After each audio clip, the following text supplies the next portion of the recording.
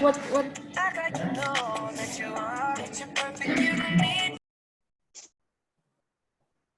Oke, sudah di record harusnya. Oke, kita lanjutkan ya. Jadi kemarin kita sudah membahas simple linear regression, yaitu apa? Ketika Anda punya satu variabel input dan Anda buat regresi terhadap variabel output y. Nah, jadi kita ambil contoh di advertising itu. Jadi ada advertising bisa lewat TV, bisa lewat newspaper, bisa lewat radio. Jadi datanya tuh berbentuk tabel Excel dengan misalkan inputnya ada 3 kolom, barisnya adalah budget yang dikeluarkan. Dan ingat untuk satu market misalkan dia bisa budgetnya bisa sekian persen atau sekian dolar untuk TV, sekian persen untuk radio, dan kita lihat efeknya terhadap sales. Jadi kalau Anda ingat contoh kemarin, ini yang kita lakukan. Jadi kita membuat 3 linear regression yang berbeda, TV, radio, newspaper. Dan ketika kita membuat untuk TV ya, kita tidak peduli dengan radio atau newspaper. Jadi kalau misalkan, saya coret sedikit. Jadi kalau kemarin kan kita mungkin seperti ini. Oh, bentar. Jadi tabelnya kira-kira seperti inilah. Untuk tabel input, jadi ada 3 baris. Ini TV, ini radio, ini newspaper. Satu lagi sebenarnya untuk si sales-nya. Jadi apa yang saya buat di samping ini, itu saya lakukan seperti ini.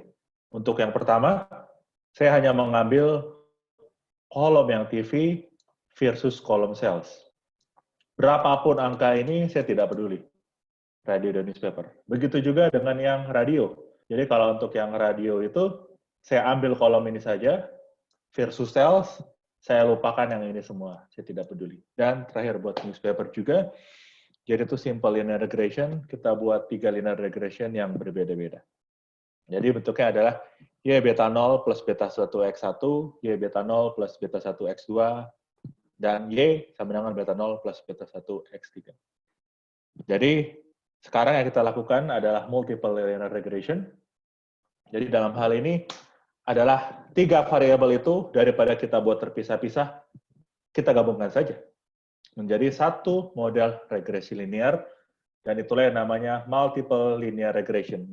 Oke, karena mengapa? Karena motivasinya adalah banyak problem di dunia nyata ini tentunya memiliki lebih daripada satu input variabel. Bisa 2, bisa bivariate, bisa 3 ataupun lebih. Jadi kita bisa melakukan regresi linear sederhana untuk setiap variabel, tapi yang perlu kita ingat adalah cara tersebut bukan cara yang baik dipakai dan juga tidak cukup. Jadi ketika kita punya banyak variabel, itu kita cenderung tidak membuat model regresi linear berbeda-beda. Nanti akan kita lihat apa kekurangan dari pendekatan ini. Oke, jadi tidak adequate, tidak cocok sebenarnya. Makanya kita butuh yang namanya multiple linear regression untuk mengatasi masalah dengan jumlah variabel input yang lebih daripada satu. Secara prinsip tetap sama. Bedanya adalah dalam satu model regresi linear, kita punya lebih banyak suku dan juga koefisien. Oke, di slide-slide selanjutnya nanti akan saya tunjukkan bentuknya seperti apa. Intinya sebenarnya seperti ekstensi dari simple linear regression. Tapi kita coba lihat dulu, apa sih masalahnya dengan simple linear regression? Yaitu kita membuat 3 model yang berbeda-beda ya. Yaitu ini, dan ini. Problem satu adalah tidak menjadi obvious, tidak menjadi clear ketika kita mau membuat suatu prediksi dengan variabel X1 segini, variabel X2 segini, dan variabel X3 segini. Ini agak membingungkan karena kita punya 3 model yang berbeda-beda. Mana yang harus kita pakai? Itu juga jadi pertanyaan yang sulit juga. Jadi tidak bisa terjawab oleh simple linear regression. Kemudian satu problem lagi adalah setiap 3 persamaan regresi ini, 1, 2, 3, mereka, sebentar saya matikan dulu WhatsApp. Oke. Ini saya kelihatan ya, masih ya.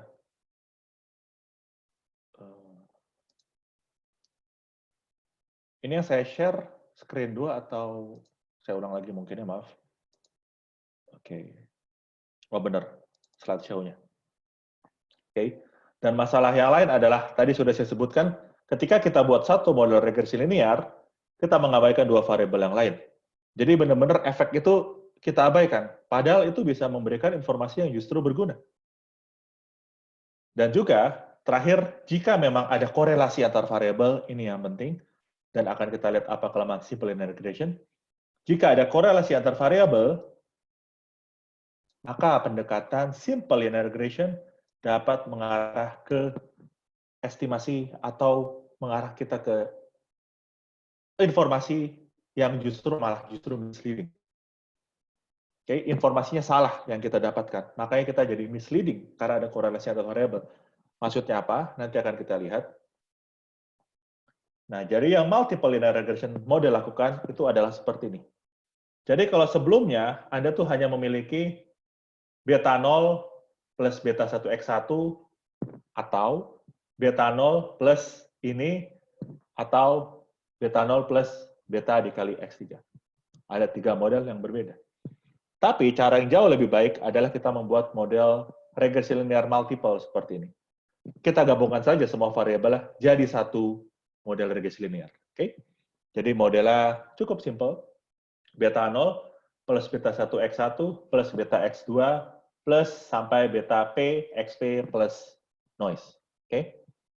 Jadi P ini kalau dalam kasus data advertising tadi adalah 3. Jadi sebenarnya beta 1 dan setiap koefisien ini melambangkan efek rata-rata perubahan Y terhadap perubahan X1 misal ketika kita jaga X2 dan X3-nya konstan. Oke, jadi simpelnya atau bahasa gampangnya ini udah merupakan efek rata-rata. Dari B1, beta 1, beta 2, dan beta 3. Jadi kalau kita buat dalam bentuk data advertising, simpelnya seperti ini. Kalau tadi kan Anda hanya peduli beta 0 plus beta 1 kali TV, atau beta 0 plus beta 2 kali radio. Simpelnya kita gabungkan saja semua menjadi model yang ini. Oke, ini adalah multiple linear regression, karena Anda memasukkan semua variabel langsung menjadi satu model. Dan tujuannya sama, ini adalah model parametrik, kita punya regresi linear. Pertanyaannya adalah bagaimana kita menghitung koefisien tersebut, yaitu dalam kasus tadi beta 0, beta 1, beta 2, dan beta 3. Jawabannya sama saja dengan kita simple linear regression. Kita mencari kombinasi dari koefisien ini atau parameter ini yang meminimalisir RSS ini, okay? Residual sum of squares. Residual sum of squares. Oke, dan Anda ingat juga ini adalah YI kita.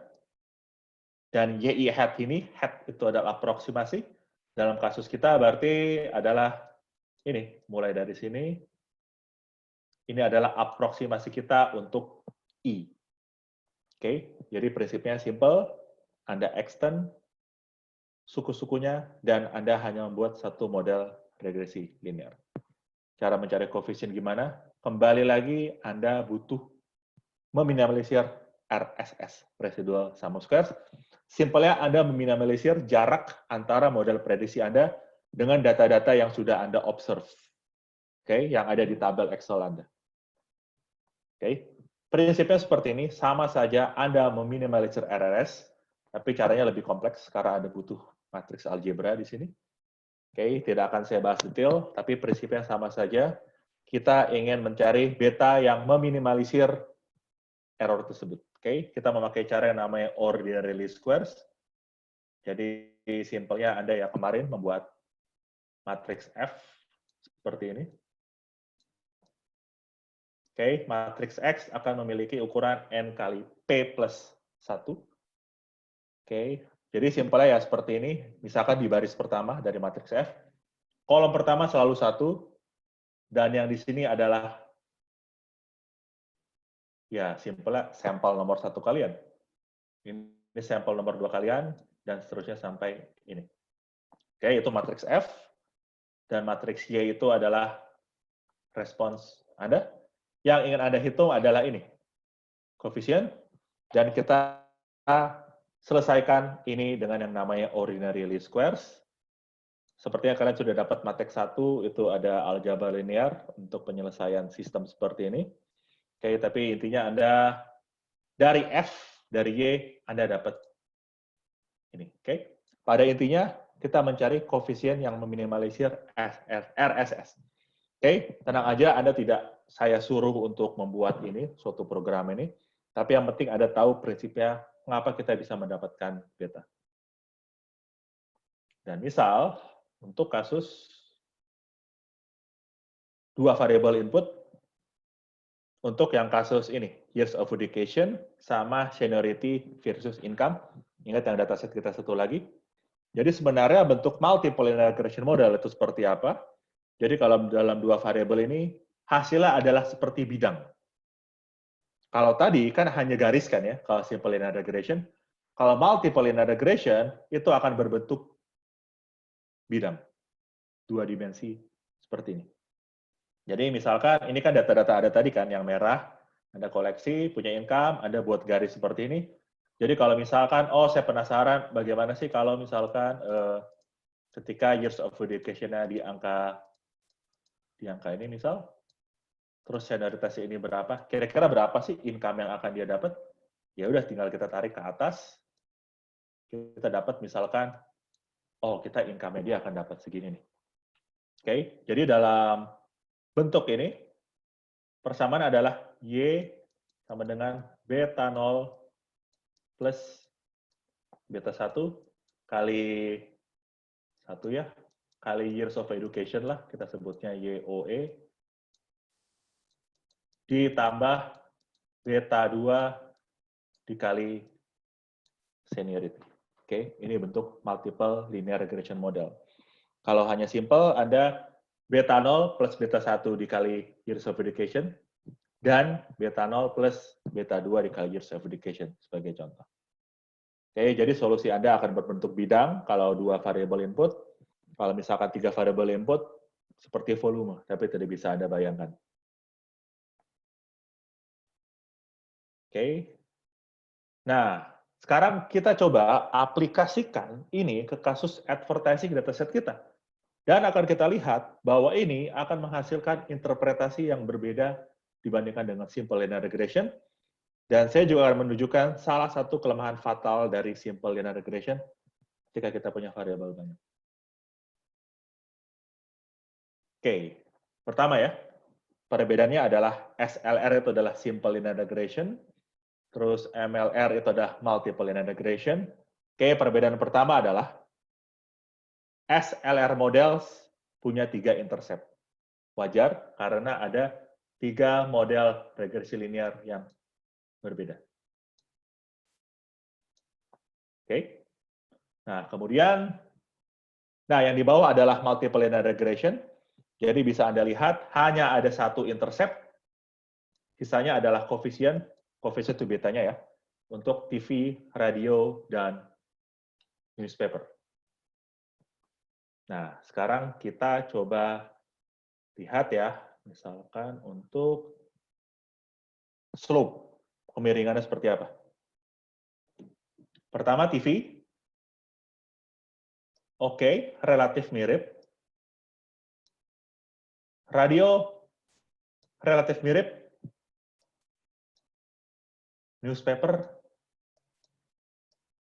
beda jauh. Oke. Nah, jadi dalam kasus ini, kalau untuk kasus SLR, slope untuk newspaper atau kemiringannya adalah non-zero. Tapi untuk kasus MLR, justru slope-nya itu adalah mendekati zero. Oke. Nah, mengapa saya bisa bilang seperti itu? Jadi ingat kemarin kita uji hipotesis. Nah, jadi kalau untuk yang simple linear regression ini, bisa kita lihat bahwa, oh kelihatannya memang ada nih efek linear. Dalam artian, ada nih hubungan antara advertising lewat newspaper dengan sales. Oke, p-value-nya kurang dari 0,0001, itu artinya null hypothesis bahwa tidak ada efek dari newspaper, bisa kita tolak. untuk kasus simple linear regression. Tapi hal yang sama justru malah tidak terjadi pada kasus multiple linear regression. Mengapa? Pertama, slope-nya itu mendekati 0. Kalau artinya 0, itu apa? Artinya tidak ada efek dari kita merubah variabel ini terhadap cells. Dan ini artinya bahwa null hypothesis kita, bahwa betanya adalah 0, tidak bisa kita tolak. Yang artinya memang dalam hal ini slope-nya adalah 0 atau sangat-sangat kecil. Jadi ada dua penjelasan yang berbeda. Dari simple linear regression, kelihatannya advertising lewat koran justru ada efek. Tapi kalau lewat multiple linear regression, justru nggak ada efek kita untuk advertising di newspaper. Mengapa bisa terjadi seperti ini? Mengapa ada sesuatu yang tidak terdeteksi di simple linear regression, tapi terjadi di multiple linear regression atau terdeteksi? Oke, itu mengapa? Karena SLR mengabaikan input yang lain. Saat kita buat satu variabel, kita cuek aja sama variabel yang lain. Padahal justru itu bisa memberikan informasi penting. Sementara multiple linear regression, saat dia membuat satu model, dia ambil semua kolom itu secara bersamaan. Semua data, variabel 1, variabel 2, variabel 3, itu kita lihat secara bersamaan. Jadi, dia menggunakan semua informasi yang ada. Sehingga dalam kasus ini, multiple linear regression memberitahu kita bahwa justru pengiklanan lewat koran justru malah tidak ada impact-nya lewat sales. Oke, kalau kita lihat persamaan pun, ini intercept-nya, ini X1, lumayan, efek dari radio besar, tapi untuk X3 justru kecil sekali, mendekati 0. Jadi ada efek sales meningkat dari TV, radio, tapi tidak lewat koran.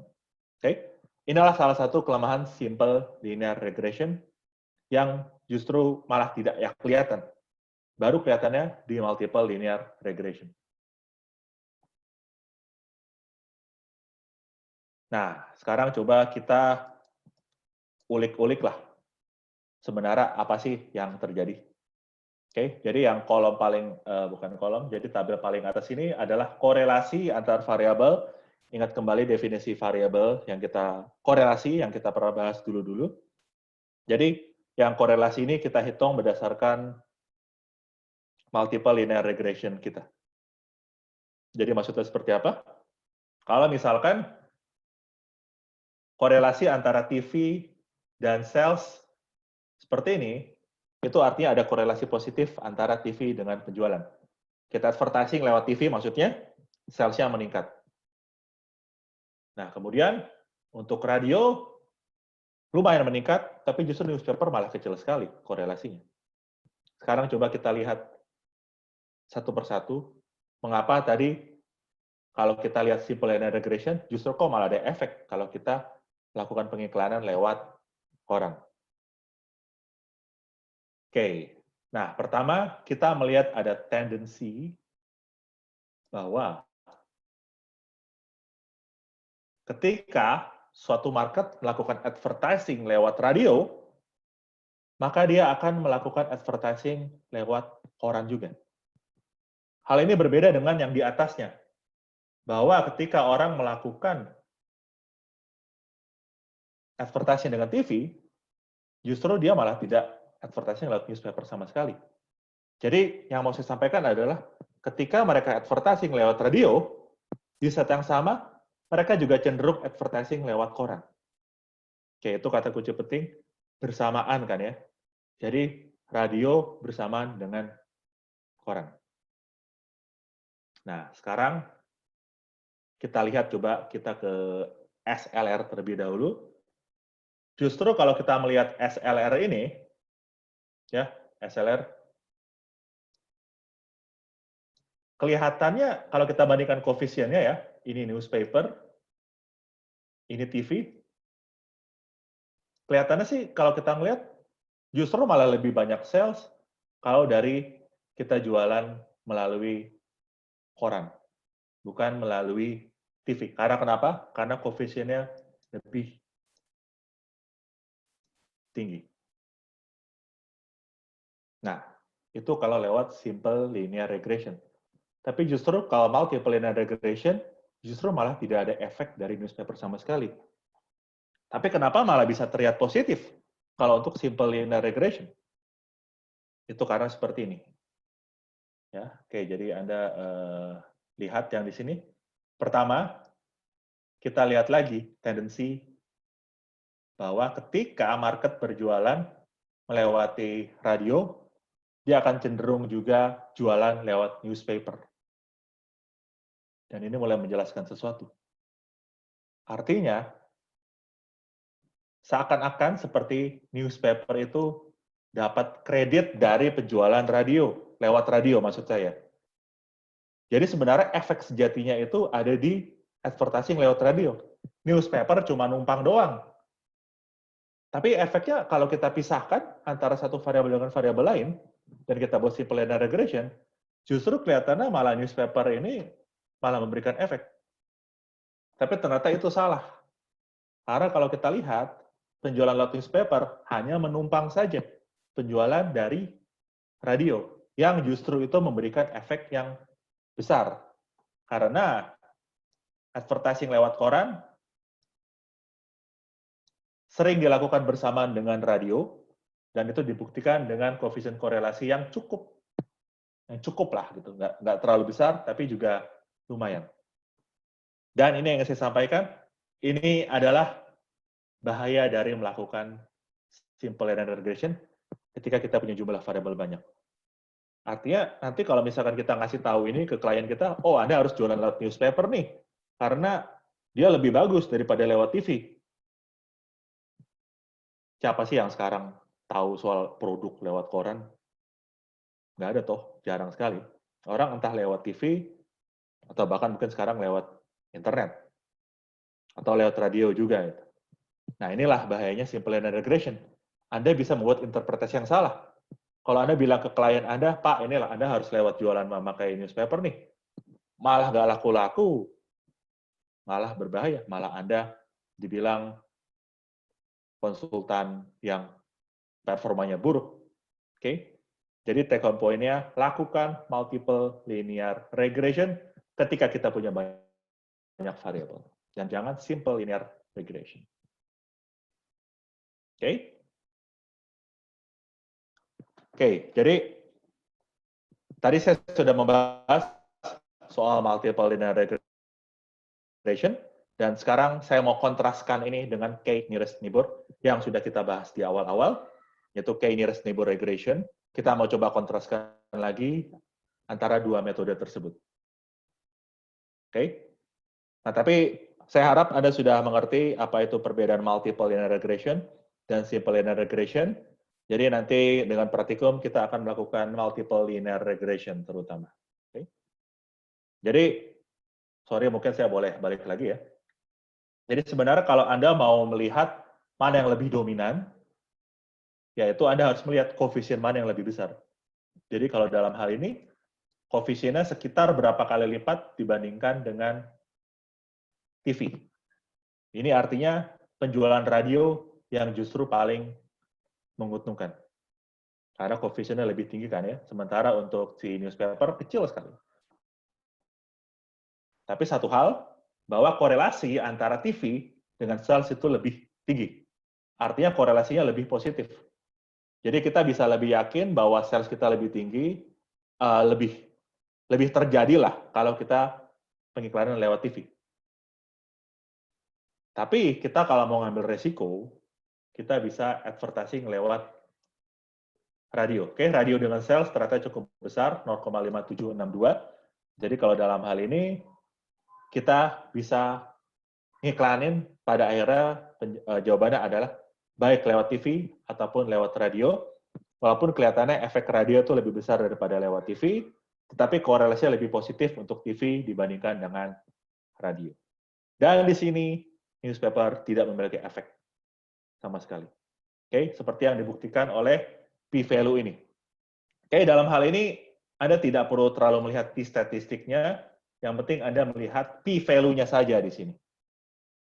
Oke, kalau dia di atas confidence, di atas 0,05, sebutlah, untuk 95% confidence interval, itu artinya Anda tidak menolak null hypothesis di sini. Oke, saya harap Anda mengerti. Kalau ada pertanyaan juga silahkan saja.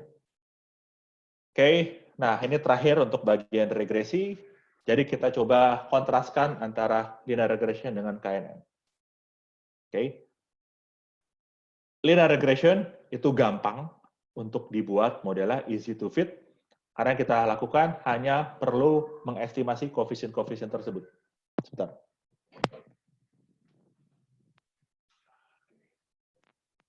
Sementara kalau untuk sebentar. Jadi kalau untuk si linear regression, satu potongan lagi adalah koefisiennya memiliki interpretasi yang simple. Berapa kali X1, nah itu artinya berapa peningkatan cells untuk setiap kenaikan 1 unit X1. Dan ini juga penting bahwa uji hipotesis dapat kita lakukan dengan mudah. Apakah benar ada efek linear? Itu yang kita lakukan. Problemnya untuk regresi linear adalah ketika fungsi yang non-linear, linear regression mungkin dapat memiliki performa yang justru rendah. Fungsinya non-linear, malah kita tangkap pakai regresi linear. Bisa jadi malah kesimpulan yang kita ambil itu malah salah. Seperti ini contoh ya. Jadi kalau misalkan fungsinya seperti ini, saya buat linear regression, jadinya seperti ini. Anda estimasinya naik terus, oh ternyata malah naik turun fungsinya, itu non-linear. Oke, ini karena metode ini bias. Ingat lagi, trade-off antara bias dan juga variance. Oke, jadi metode ini memiliki bias yang sangat kuat. Itu memang salah satu, mungkin bisa kita bilang kelemahan metode parametrik. Dan kita juga punya metode lain namanya KNN, yaitu metode non-parametrik. Jadi ada banyak sekali metode non-parametrik seperti Gaussian process, supervector machines, dan lain-lain. Tapi kita akan membahas KNN saja. Sudah saya bahas juga konsepnya apa ya. Intinya Anda prediksi berdasarkan angka tetangga-tetangga terdekat Anda. Jadi kalau misalkan ketika tetangganya 1, simpelnya ya kita ambil saja tetangga terdekat kita angkanya berapa, ya udah itu kita ambil. Kalau misalkan K-nya lebih tinggi, artinya ya seperti ini, di satu titik berapa sih prediksi di sini misal? Oh ya udah, berarti saya ambil misalkan ya 9 tetangga terdekat saya, yaitu ini nih yang warna oranye ini, 9. Saya rata-ratakan dan itu adalah prediksi KNN saya di titik tersebut. Oke.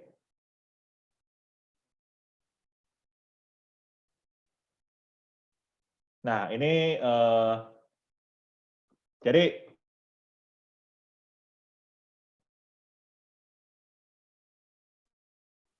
di training observation. Oke, wajar karena tetangga terdekat dari sampel itu adalah sampel itu sendiri dan hasil akan menginterpolasi. Oke, kemarin seperti saya bahas juga apa itu interpolasi, apa itu regresi. Kalau interpolasi itu seperti ini. Misalkan ya, ini interpolasi. Dari sini misal, interpolasi itu prediksinya melewati titik tersebut. Tetapi kalau dia regresi, itu dia melewati saja seperti ini. Oke, itu bedanya interpolasi dan regresi. Dan interpolasi sepertinya Anda juga pelajari di analisis numerik ANUM. Oke, nah sekarang kalau kita naikkan K-nya, jelas prediksinya akan lebih smooth. Karena yang dia lakukan, average dari tetangga-tetangga sekitarnya, makanya prediksinya lebih smooth. Nah, sekarang kalau kita dihadapkan pilihan antara metode parametrik dan non-parametrik, akan seperti apa sih jawabannya? Kapan misalkan metode parametrik lebih bagus dibandingkan dengan metode non-parametrik. Oke? Non-parametrik bukan hanya KNN, banyak metode yang lain. Tapi kapan metode parametrik itu bagus dibandingkan dengan non-parametrik? Yaitu ketika bentuk parametrik yang kita ambil itu dekat dengan bentuk sejati dari F. Alias seperti ini. Kalau fungsi aslinya memang linear, fungsi apa yang paling bagus mendekati fungsi tersebut? Ya linear. Kalau fungsi tersebut polinomial, fungsi apa yang paling bagus mendekati fungsi tersebut? Ya polinomial juga. Oke, jadi ketika memang dia dekat dengan bentuk aslinya, maka metode parametrik itu akan lebih baik. Dan seperti apa ketika non-parametrik lebih bagus daripada parametrik? Kayak menurut pengalaman pribadi saya, ini lebih susah dijawab sebenarnya. Tapi yang mau saya tekankan adalah majority dari metode-metode baru, itu mereka adalah metode non-parametrik. Dan dari segi akurasi, dia pasti cenderung lebih bagus daripada metode parametrik. Tapi sekali lagi, kelemahan metode non-parametrik adalah modelnya tidak interpretable. Anda melihat bentuknya, Anda nggak ngerti apa-apa. Saya tidak mengerti hubungan antara variabel 1 dan variabel 2, walaupun dia memberikan prediksi yang bagus. Oke? Jadi, banyak dari metode-metode baru yang misalkan dipakai disebutlah di e-commerce, Gojek, Grab, dan kawan-kawan, itu biasa mereka metode non-parametrik. Tapi kita sebagai engineer juga, kalau kita mau melihat hubungan antara satu variabel dan Y-nya, misal, itu justru yang salah satu yang penting untuk kita, untuk yang penting untuk kita tahu lah sebenarnya, hubungan antara variabel dengan Y atau satu variabel dengan variabel lain. Oke, slide ini tidak panjang, saya hanya punya 3 halaman lagi. Nah, ini contoh saja ya. Jadi ketika fungsi asli Anda memang linear, jadi kalau Anda fungsi aslinya itu yang berwarna hitam. Oke, yang hitam fungsi aslinya, yang ini merah dan biru ini adalah KNN dengan satu tetangga, ini adalah KNN dengan 9 tetangga. Nah, kalau dari sini, kita bisa lihat, karena memang fungsi aslinya linear, walaupun pas kita observe ada noise, fungsi yang terbaik yang kita bisa pakai untuk mendekati ini jelas adalah regresi linear lagi. Jadi kalau kita lihat, ini mean squared error, berapapun tetangga atau yang Anda pilih, linear regression akan selalu lebih baik. Karena memang fungsi aslinya linear. Tidak ada satupun angka K yang lebih bagus daripada linear regression, karena memang hubungan aslinya linear. Oke, jadi makanya linear regression itu akan sangat dekat dengan hubungan aslinya seperti apa. Oke. Nah, catatan saja. Ini ada slide yang hilang sebenarnya, tapi tidak apa-apa, tidak terlalu penting. Jadi yang satu slide yang hilang adalah ketika KNN itu lebih bagus daripada linear regression. Oke, misalkan untuk problem yang non-linear sebagai contoh. Tapi KNN sendiri itu punya banyak kekurangan dan banyak sekali alasan untuk kita tidak memakai KNN. Pertama, dia sensitif terhadap noise. Bisa Anda lihat, kalau jumlah K-nya rendah, dia malah menangkap si noise tersebut. Malah dia bisa interpolasi di noise tersebut. Kemudian, untuk problem dengan lebih dari 2 variabel, itu prediksi KNN akan sangat buruk sekali. Karena kalau misalkan jumlah variabel Anda lebih tinggi, Anda butuh lebih banyak titik untuk mengcover dimensi Anda. Maksudnya seperti ini. Kalau misalkan ini hanya satu variabel ya, ini X. Misalkan saya punya 5 titik. Oke. 5 titik ini kan cukup mengcover daerah inilah. Jadi semua space-nya itu bisa kita bilang dapat representatif. Tapi kalau dengan 2 variabel, itu 5 sampel itu masih banyak sekali ruang kosong. Di sini itu semua ruang kosong. Sementara kalau di sini, itu ruang kosongnya lebih sedikit. Nah, masalahnya kalau KNN dimensi tinggi, dia akan semakin jelek prediksinya karena dia tetangganya terlalu sedikit untuk prediksi yang akurat. Oke? Jadi pada realitanya, hampir tidak ada orang yang benar-benar memakai KNN zaman sekarang.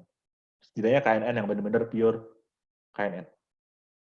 Dan sebenarnya juga kita punya lebih banyak metode parametrik yang lebih bagus selain linear regression dan bisa jauh lebih bagus daripada KNN.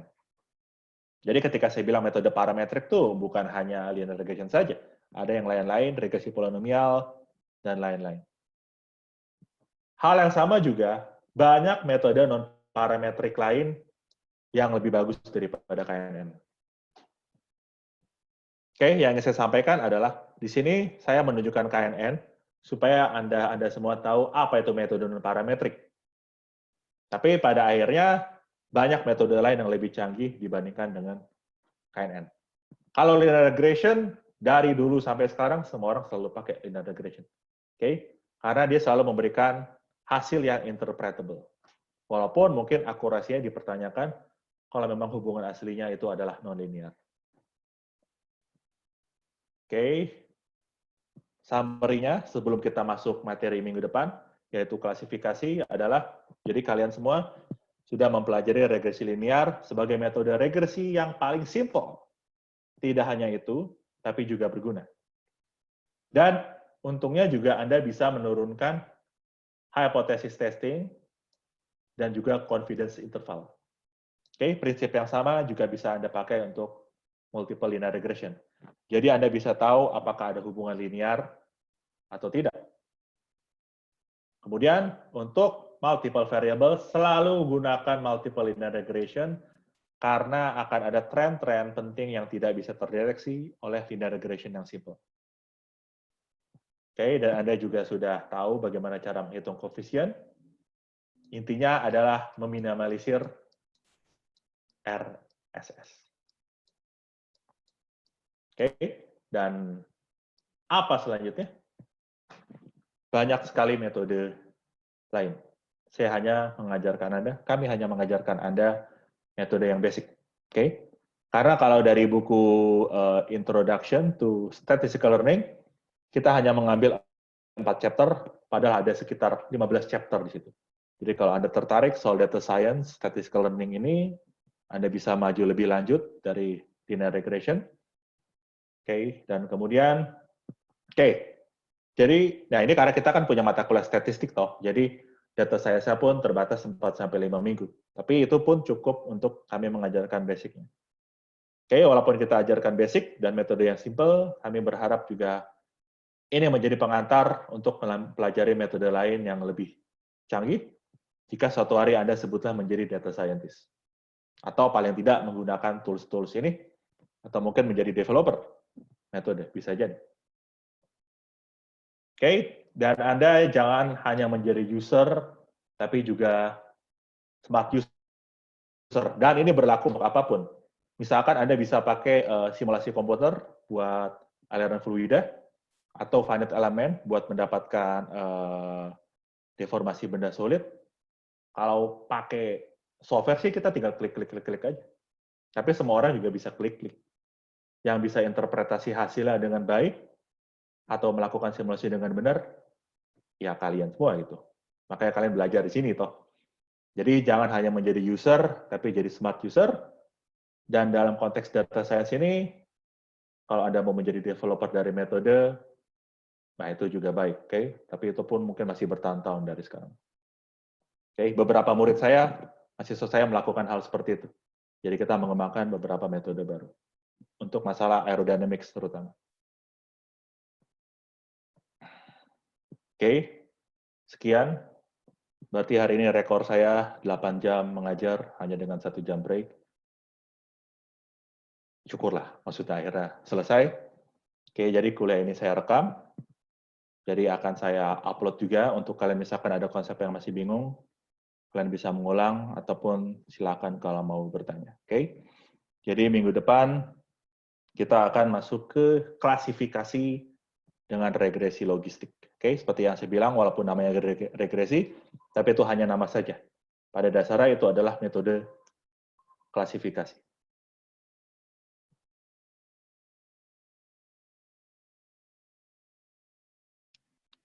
Pak, Made Yoga Asrama Bandung sehat. Oke, syukurlah Anda sehat. Nah, apa pertanyaannya? mau nanya Pak, kalau yang tadi kan itu ada regresi linear dihubungin ke regresi linear satu variabel, jadi regresi linear multivariabel ya Pak. Kalau dari datanya kan sebenarnya kan itu satu set data di TV atau di radio atau di newspaper itu dihubungkan sama salesnya ya Pak ya. Betul sekali. Nah, kalau mau menghubungkan antara ketiganya ke sales tuh, apakah tinggal ngambil data yang pertama aja, dataset yang pertama jadi hubungkan kepada satu sales, dataset dari TV, radio, dan newspaper yang kedua, dan selanjutnya ke data sales yang bersangkutan gitu Pak? Atau emang seperti itu aja Pak? Ambil semuanya. Jadi misalkan ya saya pakai, saya stop sharing dulu. Saya mau share whiteboard. Oke, jadi datanya tuh seperti ini kan ya? Ops, tar. Oh, nggak muncul.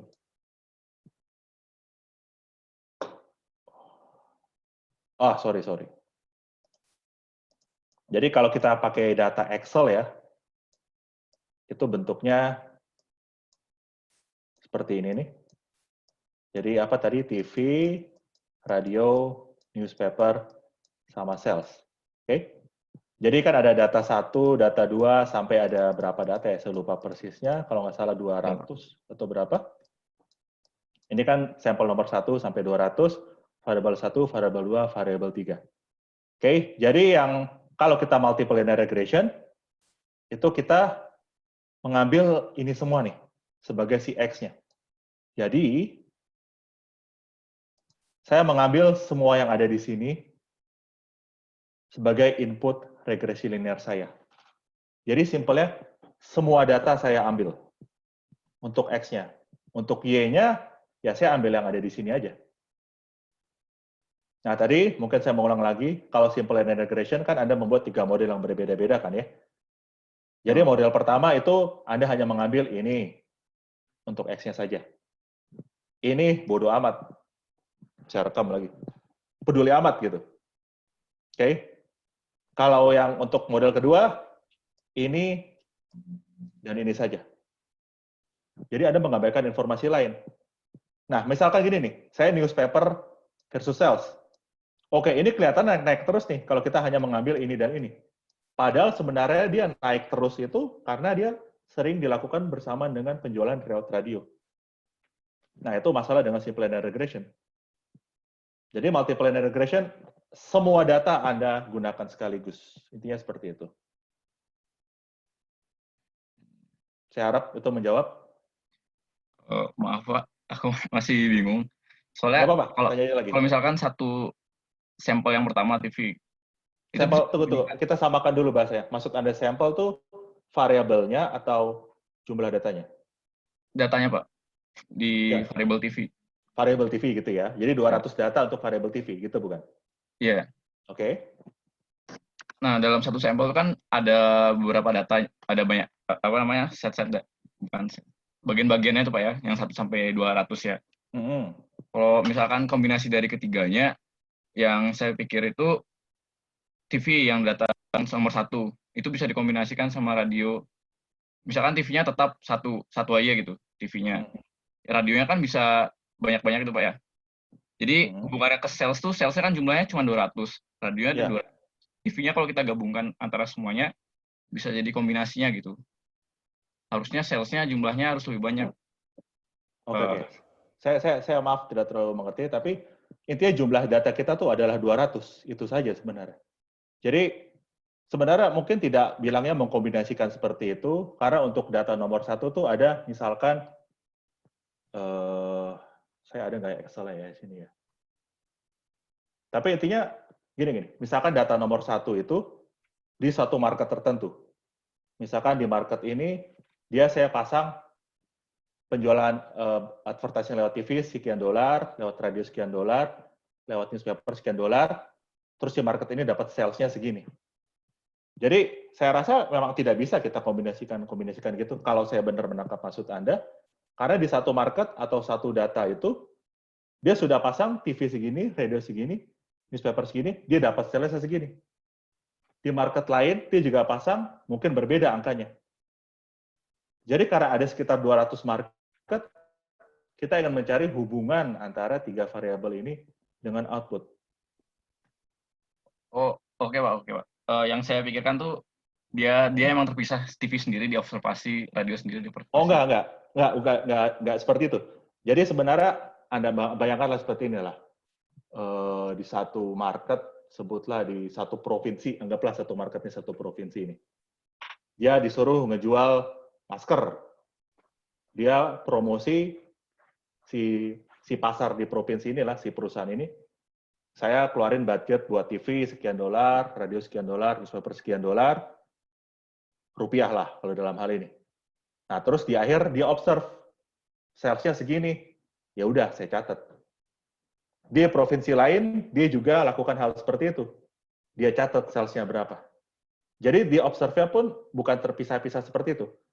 Terpisah bukan antar variabelnya, tapi antar satu data, satu sampel ke sampel yang lain. Oke, saya harap itu bisa menjawab pertanyaan Anda, tapi kalau belum, silakan tanyakan lagi. Oke Pak, sudah menjawab. Terima kasih Pak. Oke, terima kasih. Sama-sama. Oke, nanti akan lebih, apa bahasa Indonesia? Lebih ngeh kalau kita benar-benar praktikum. Oke, jadi praktikum adalah bagian penting dari mata kuliah ini supaya kalian lebih dapat maksudnya apa yang saya diskusikan selama ini. Oke. Ada lagi mungkin pertanyaan?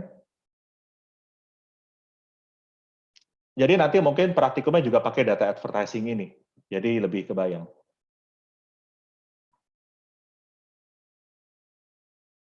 Atau mungkin contohnya seperti inilah. Misalkan Anda ngambil APT belum ya? Atau sudah? Sudah atau belum APT? Oh, sekarang namanya APPT. Belum Pak. Ya? Belum Pak. Belum ya? Kalau Airfall Naka Anda tahu? Tahu Pak. Pernah dibahas juga. Oke. Naka itu kan ada 3 variabel kan ya? Jadi, misalkan saya buat seperti ini.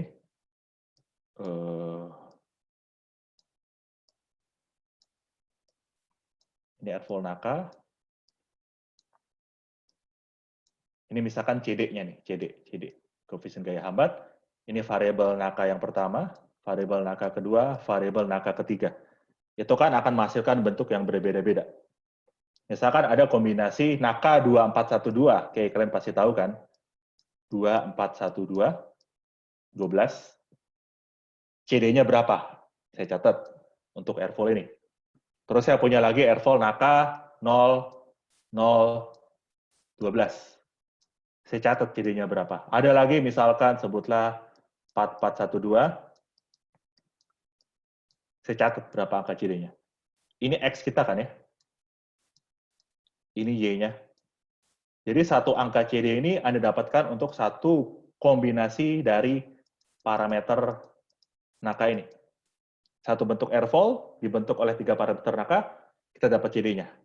Dan lakukan hal yang sama untuk beberapa parameter yang lain, maka yang Anda akan dapatkan di akhir, Anda bisa menghubungkan ketiga parameter Naka dengan gaya hambat tanpa perlu melakukan eksperimen lagi.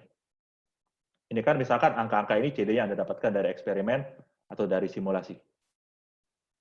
Anda juga bisa misalkan melihat hubungan sebenarnya mana sih yang lebih dominan, apakah itu ketebalannya atau lokasi ketebalan maksimum, mana yang lebih berpengaruh terhadap CD.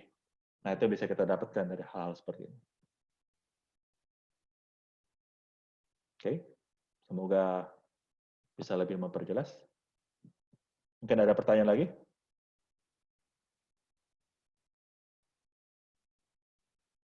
Oke, kalau tidak ada, pertama saya mohon maaf karena ketidaknyamanannya kita harus mengganti jadwal kita.